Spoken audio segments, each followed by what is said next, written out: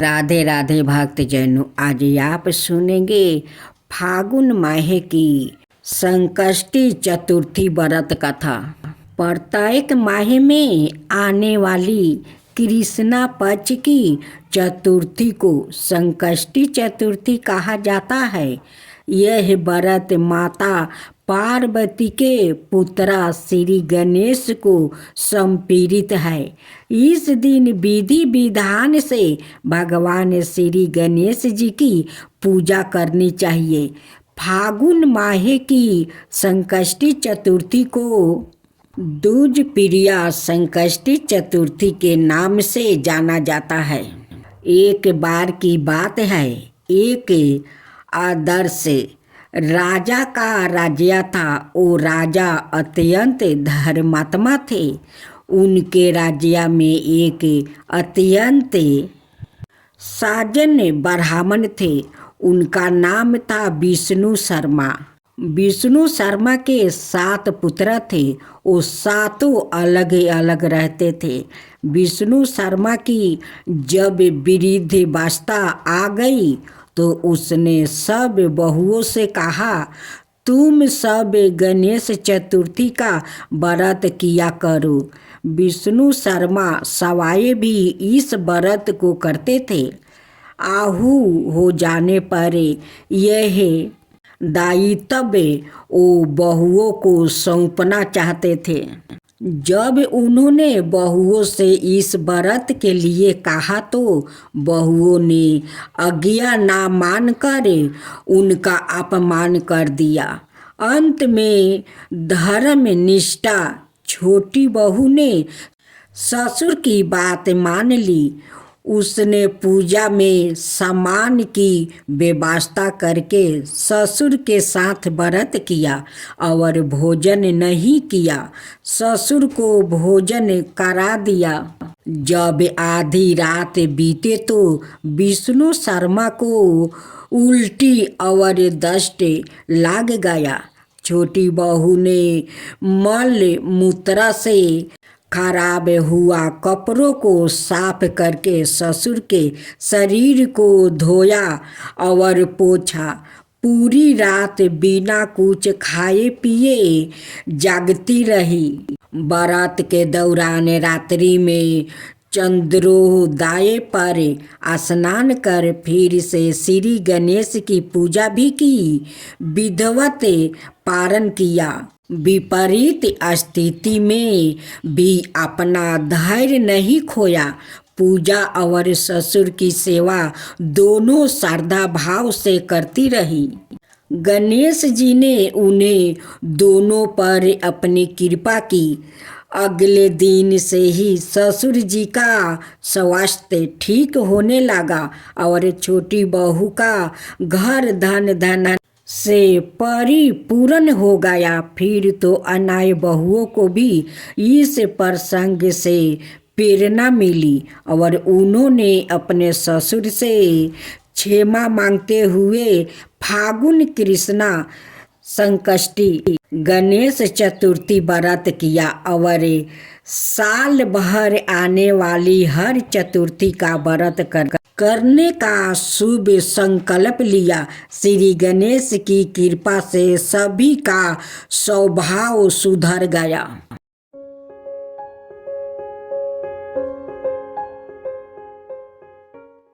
राधे राधे भक्तजनों, संकष्टी चतुर्थी की गणेश चतुर्थी की हार्दिक शुभकामनाएं। गणेश भगवान आपका सारा मनोकामना पूरा करे। पूष मास में चतुर्थी का व्रत कर रहे हैं।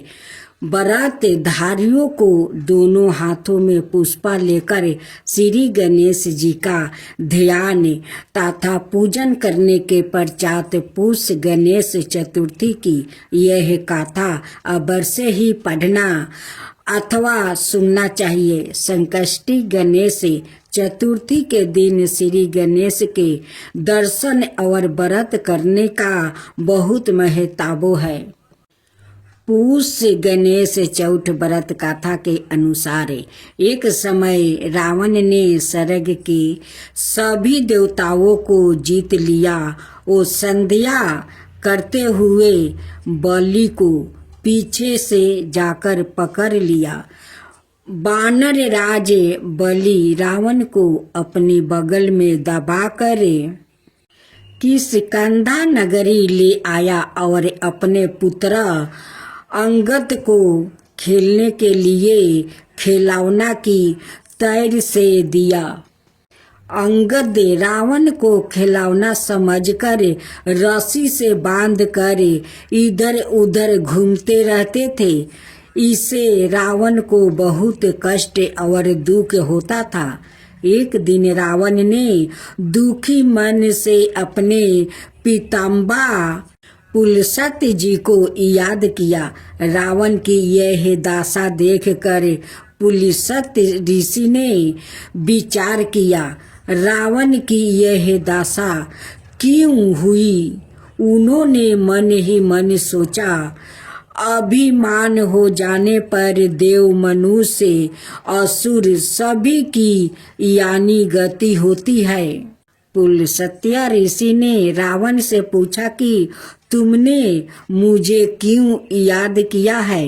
रावण बोला, पीताम्बा, मैं बहुत दुखी हूँ। यह नगरवासी मुझे धिक्कारते हैं और अब ही आप मेरी रक्षा करें। रावण की बात सुनकर पुलस्त्य जी बोले, रावण, तुम डरो नहीं, तुम इस बंधन से जल्द ही मुक्ति हो जाओगे। तुम विघ्न विनाशक श्री गणेश जी का व्रत करो।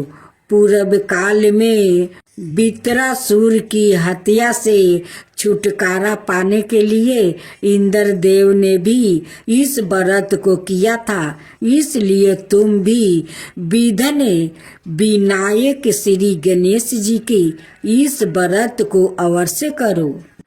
तब पिता की आज्ञा अनुसार रावण ने भक्ति पूर्वक इस व्रत को किया और बंधन रहित हो अपने राज्य को पूर्ण प्राप्ति किया। मान्यता अनुसार जो भी श्री गणेश भक्त पूष मास की संकष्टी चतुर्थी पर इस व्रत को श्रद्धा पूर्वक करते हैं, उन्हें सफलता अवश्य ही प्राप्ति होती है। यानी के काल की कथा अनुसार पतिव्रता सती सावित्री के पति सत्यवान को लेने जब यमराज धरती पर आए तो सत्यवान की पत्नी ने यमराज से अपने पति के प्राण वापस मांगने की प्रार्थना की। उसने यमराज से कहा कि वो उसके सुहाग को वापस लौटा दे, मगर यमराज ने उसकी बात नहीं मानी। इस पर सावित्री अन्न जल त्याग कर अपने पति के मृतक शरीर के पास बैठकर विलाप करने लगी। काफी समय तक सावित्री के हड्ड को देखकर यमराज को उस पर दया आ गई। यमराज ने उसे वर मांगने को कहा। इस पर सावित्री ने कई बच्चों की माँ बनने का वर मांग लिया। सावित्री पतिव्रता नारी थी और अपने पति के अलावा किसी का बारे में सोच भी नहीं सकती थी, तो यमराज को भी उसके आगे झुकना पड़ा और सत्यवान को जीवित कर दिया। तभी से अखंड सौभाग्य की प्राप्ति के लिए महिलाएं सावित्री का अनुसरण करते हुए निर्जला व्रत करती है। अब दूसरा करवा चौथ व्रत कथा। एक साहूकार का 7 लड़के और एक लड़की थी। एक बार कार्तिक मास की कृष्णा पक्ष की चतुर्थी तिथि को सेठानी सहित उसकी 7 बहुओं और उसकी बेटी ने भी करवा चौथ का व्रत रखा। रात्रि के समय जब साहूकार के सभी लड़के भोजन करने बैठा तो उन्होंने अपनी बहन से भी भोजन कर लेने को कहा। इस पर बहन ने कहा, भाई अभी चांद नहीं निकला है, चांद के निकलने पर उसे अर्घ देकर ही आज वो भोजन करेगी। साहूकार का बेटे अपनी बहन से बहुत प्रेम करता था। उन्होंने अपनी बहन का भूख से व्याकुल चेहरा देखकर बेहद दुखी हुआ। साहूकार का बेटा नगर के बाहर चला गया और वहां एक पेड़ पर चढ़कर अग्नि जला दिया। घर वापस आकर उन्होंने अपनी बहन से कहा, देखो बहन, चांद निकल आया है, अब तुम उन्हें अर्घ देकर भोजन ग्रहण करो।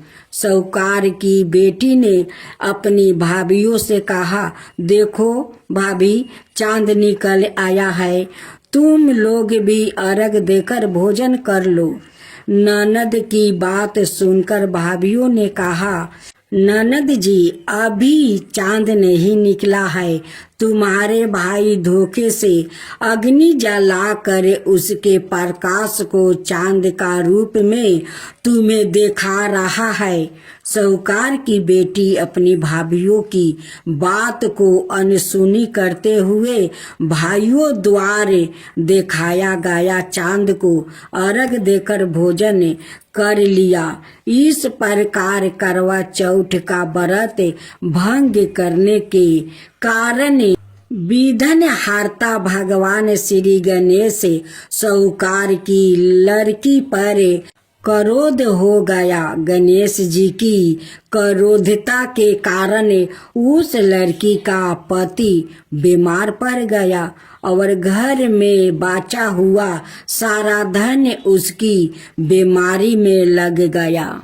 साहूकार की बेटी को जब अपने किए हुए दोष का पता लगा तो उसे बहुत पछतावा हुआ। उसने गणेश जी से क्षमा प्रार्थना की और फिर से विधि विधान पूर्वक चतुर्थी का व्रत शुरू कर दिया। उसने उपस्थित सभी लोगों का श्रद्धा अनुसार आदर किया और तदुपरांत उनसे आशीर्वाद ग्रहण किया। इस प्रकार उस लड़की के श्रद्धा भक्ति को देखकर एक दंत भगवान गणेश जी उस पर प्रसन्न हो गए और उसके पति को जीवन दान प्रदान किया। उसे सभी प्रकार के रोग से मुक्ति करके धन संपत्ति और वैभव युक्त कर दिया।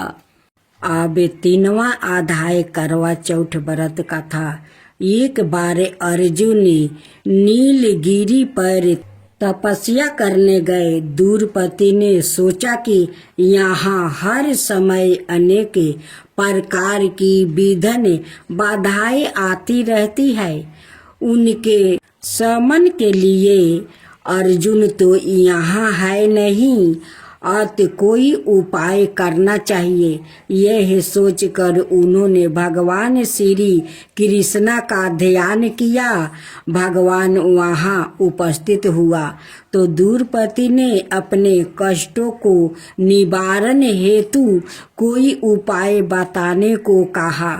इस पर श्री कृष्णा बोले, एक बार पार्वती जी ने भी शिव जी से यही प्रश्न किया था तो उन्होंने कहा था कि करवा चौथ का व्रत गृहस्थी में आने वाली छोटी मोटी विघ्न बाधाओं को दूर करने वाला है। यह पति परपोक को भी दूर करता है। फिर श्री कृष्णा ने द्रुपति को एक कथा सुनाई। प्राचीन काल में एक धर्म परायण ब्राह्मण के साथ पुत्रा था। एक पुत्री थी। बड़ी होने पर पुत्री का विवाह कर दिया गया। कार्तिक की चतुर्थी को कन्या ने करवा चौथ का व्रत रखा। 7 भाइयों की लाडली बहन को चंद्रोदय से पहले ही भूख सताने लगी। उसका फूल सा चेहरा मुरझा गया। भाइयों का लिए बहन की यह वेदना असहनीय थी। अतः वो कुछ उपाय सोचने लगे। उन्होंने बहन से चंद्रोदय से पहले ही भोजन करने को कहा, पर बहन ना मानी। तब भाइयों ने स्नेह बस पीपल के वृक्ष की ओर में प्रकाश करके कहा, देखो चंद्रोदय हो गया है, उठो अर्घ देकर भोजन करो। बहन उठी और चंद्रमा को अर्घ देकर भोजन कर लिया। भोजन करते ही उसका पति मर गया। वो रोने चिल्लाने लगी। संयोग से इंद्राणी देवदासियों के साथ वहां से जा रही थी। रोने की आवाज सुन वो वहां गई और उसे रोने का कारण पूछा। ब्राह्मण कन्या ने सब हाल कह सुनाया। तब इंद्राणी ने कहा, तुमने करवा चौथ का व्रत में चंद्रोदय से पूर्व ही अन्न जल ग्रहण कर लिया है। इसी से तुम्हारे पति की मृत्यु हुई है।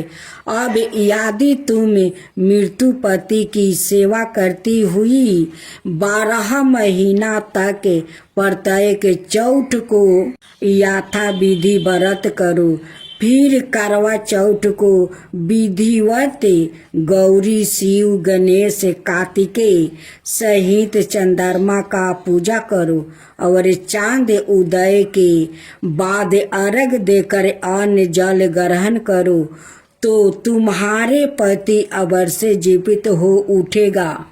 ब्राह्मण कन्या ने अगले वर्ष 12 महीने की चौथ सहित विधि पूर्वक करवा चौथ का व्रत किया। व्रत के प्रभाव से उनका मृत्यु पति जीवित हो गया। इस प्रकार यह कथा कहकर श्री कृष्णा द्रुपति से बोले, यदि तुम भी श्रद्धा एवं विधि पूर्वक इस व्रत को करो तो तुम्हारे सारे दुख दूर हो जाएगा और सुख सौभाग्य धन धनाय में वृद्धि होगी। फिर द्रुपति ने श्री कृष्णा के कथन अनुसार करवा चौथ का व्रत रखा। उस व्रत के प्रभाव से महाभारत के युद्ध में कौरवों की हार और पांडवों की जीत हुई। अब चौथा अध्याय करवा चौथ व्रत कथा। पुराणों का अनुसार करवा नाम की एक पतिव्रता धोबी ने अपने पति के साथ तिरिंगी भद्रा नदी के किनारे स्थित गांव में रहती थी। उसका पति बूढ़ा और निर्बल था। एक दिन जब वो नदी के किनारे कपड़े धो रहा था, तभी अचानक एक मगरमच्छ वहां आया और धोबी के पैर अपने दांतों में दबा कर यमलोक की ओर ले जाने लगा। वृद्धा पति यह देख घबराया और जब उसे कुछ कहते नहीं बना तो वो करवा करवा कहकर अपनी पत्नी को पुकारने लगा। पति की पुकार सुनकर धोबी करवा वहां पहुंची तो मगरमच्छ उसके पति को यमलोक पहुंचाने ही वाला था। तभी करवा ने मगरमच्छ को कच्चे धागे से बांध दिया और मगरमच्छ को लेकर यमराज के द्वार पहुंची। उसने यमराज से अपने पति की रक्षा करने की गुहार लगाई और साथ ही यह भी कहा कि मगरमच्छ को उसके इस कार्य के लिए कठिन से कठिन दंड देने का आग्रह किया और बोली, हे भगवान, मगरमच्छ ने मेरे पति के पैर पकड़ लिया है। आप मगरमच्छ को इस अपराध के दंड सवाए रूप नरक भेज दे। कारवा की पुकार सुन यमराज ने कहा, अभी मगर की आहू शेष है, मैं उसे अभी यमलोक नहीं भेज सकता। इस पर कारवा ने कहा, अगर आपने मेरे पति को बचाने में मेरी सहायता नहीं की तो मैं आपको श्राप दूंगी और नष्ट कर दूंगी। कारवा का साहस देख यमराज भी डर गया और मगर को यमपुरी भेज दिया। साथ ही कारवा के पति को लंबी आयु होने का वरदान दिया।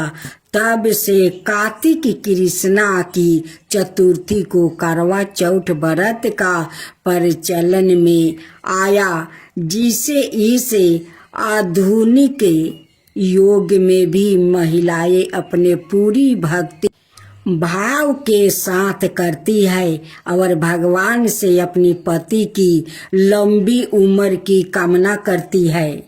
करवा माता की आरती। ओम जय करवा मैया, माता जय करवा मैया, जो व्रत करे तुम्हारा पार करो नैया। ओम जय करवा मैया। सब जग की हो माता, तुम हो रुद्रानी, यश तुम्हारा गावत जग के सब प्राणी। ओम जय करवा मैया। कार्तिक कृष्णा चतुर्थी जो नारी व्रत करती, दीगर युपति हो में दुखी सर हरती। ओम जय करवा मैया।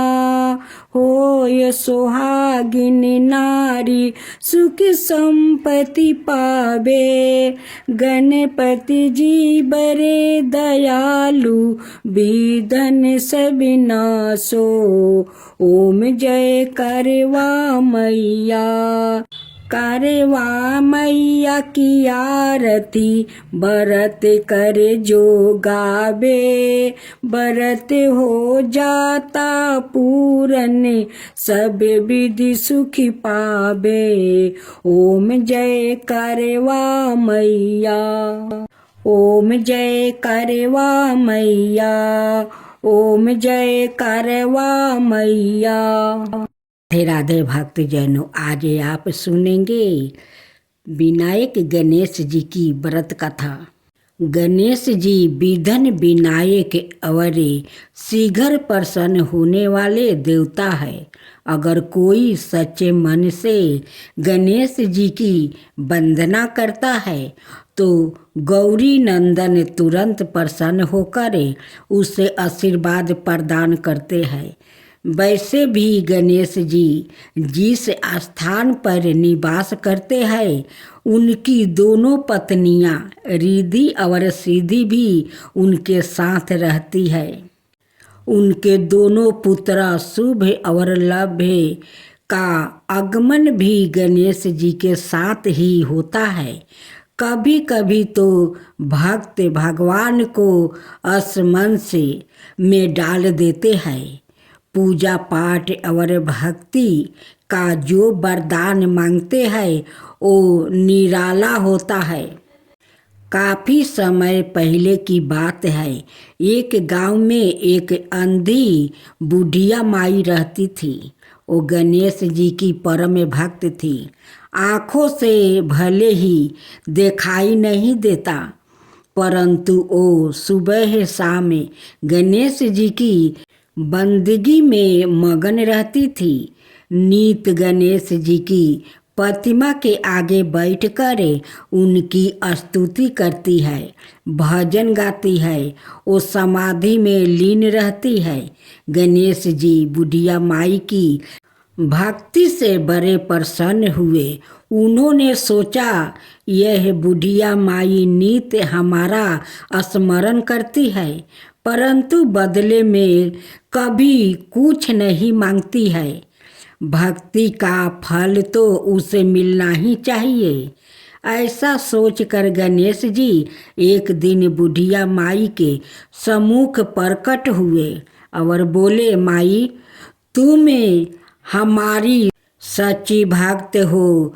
जिस श्रद्धा और विश्वास से हमारा स्मरण करती हो, हम उससे प्रसन्न है। अत तुम जो वरदान चाहो हमसे मांग सकती हो। बुढ़िया माई बोली, प्रभु, मैं तो आपकी भक्ति प्रेम भाव से करती हूँ, मांगने का तो मैंने कभी सोचा ही नहीं। अत मुझे कुछ नहीं चाहिए। गणेश जी पुनः बोले, हम वरदान देने के लिए आए हैं। बुढ़िया माई बोली, हे सर्वेश्वर, मुझे मांगना तो नहीं आता। अगर आप कहे तो मैं काल मांग लूँ। तब तक मैं अपने बेटे और बहू से भी सलाह मशवरा कर लूँगी। गणेश जी कल आने का वादा करके वापस लौट गया। बुढ़िया माई ने सारी बात उन्हें बताकर सलाह मांगी। बेटा बोला, माँ, तू गणेश जी से ढेर सारा पैसा मांग लो, हमारी गरीब दूर हो जाएगी, सब सुख चैन से रहेंगे। बुढ़िया माई की बहू बोली, नहीं, आप एक सुंदर पोता का वरदान मांग लो। वंश को आगे बढ़ाने वाली भी तो चाहिए। बुढ़िया माई बेटे और बहू की बातें सुनकर असमंस में पड़ गई। उसने सोचा, यह दोनों तो अपने अपने मतलब की बातें कर रहे हैं। बुढ़िया माई ने पड़ोसिन से सलाह लेने का मन बनाया। पड़ोसिन भी नेक दिल के थी। उसने बुढ़िया माई को समझाया कि तुम्हारी सारी जिंदगी दुखों में कटी है, अब जो थोड़ा जीवन बचा है वो तो सुख से जी लो। धन अथवा पोते का तुम क्या करोगी? अगर तुम्हारी आंखें ही नहीं है तो यह संसारिक वस्तुओं तुम्हारे लिए व्यर्थ है। अत तुम अपने लिए दोनों आँखों मांग लो। बुढ़िया माई घर लौट आई। बुढ़िया माई और भी सोच में पड़ गई। उसने सोचा, कुछ ऐसा मांग लूं जिससे मेरा बहू बेटे सबका भला हो। लेकिन ऐसा क्या हो सकता है? इसी चिंतन में सारा दिन व्यतीत हो गया। बुढ़िया माई कभी कुछ मांगने का मन बनाती तो कभी कुछ, परंतु कुछ भी निर्धारित ना कर सकी। दूसरे दिन गणेश जी पुनः प्रकट हुए और बोले, आप जो भी मांगोगे वो हमारी कृपा से हो जाएगा, यह हमारा वचन है। गणेश जी के पवन वचन सुनकर बुढ़िया माई बोली, हे गणेश राज, यदि आप मुझसे प्रसन्न है तो कृपाए मुझे मन इच्छित वरदान दीजिए। मैं अपने पोते को सोने के गिलास में दूध पीते देखना चाहती हूँ। बुढ़िया माई की बातें सुनकर गणेश जी उसकी सादगी और सरलता पर मुस्कुरा दिया। बोले, तूने तो मुझे ठगा ही लिया है। मैंने तुम्हें एक वरदान मांगने के लिए बोला, परंतु तुमने तो एक वरदान में ही सब कुछ मांग लिया है। तुमने अपने लिए लंबी उम्र और दोनों आँखों मांग ली है। बेटे के लिए धन और बहू के लिए पोता भी मांग लिया है। पोता होगा, ढेर सारा पैसा होगा, तभी तो वो सोने के गिलास में दूध पिएगा। पोते को देखने के लिए तुम जिंदा रहोगी, तभी तो देख पाओगी। अब देखने के लिए 2 आंखें भी देनी ही पड़ेगी। फिर भी वो बोले, जो तुमने मांगा वो सब सत्य होगा। यूं कहकर गणेश जी अंतर ध्यान हो गए। कुछ समय पाकर गणेश जी की कृपा से बुढ़िया माई के घर पोता हुआ। बेटा का कारोबार चल निकला और बुढ़िया माई की आंखों की रोशनी आपस लौट आई। बुढ़िया माई अपने परिवार सहित सुखपूर्वक जीवन व्यतीत करने लगी।